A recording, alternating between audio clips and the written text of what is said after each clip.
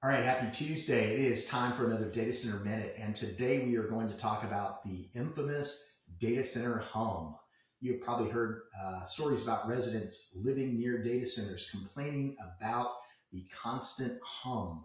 And historically, there has been some truth to that. Data centers have required enormous amounts of air movement to keep servers cool. And moving that much air means lots and lots of fans. However, advances in technology are changing that. In fact, the newest high density NVIDIA chips are increasingly being cooled with liquid direct to chip cooling rather than relying primarily on massive amounts of cold air.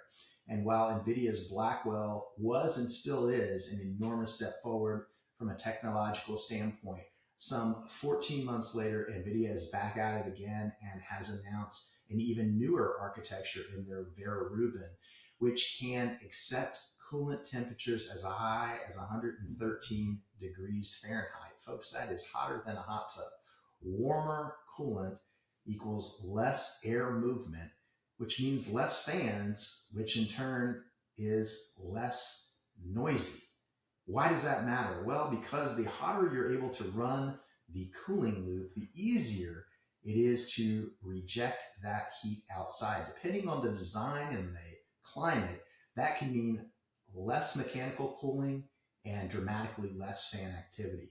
In fact, the Vera Rubin are liquid cooled and there is no fans within the server rack. We are also seeing better acoustic insulation on the data centers themselves with improved attenuation, as well as data center building designs with insulation and acoustic treatments specifically to contain equipment noise. So does this mean that data centers make no noise? Well, no, of course not.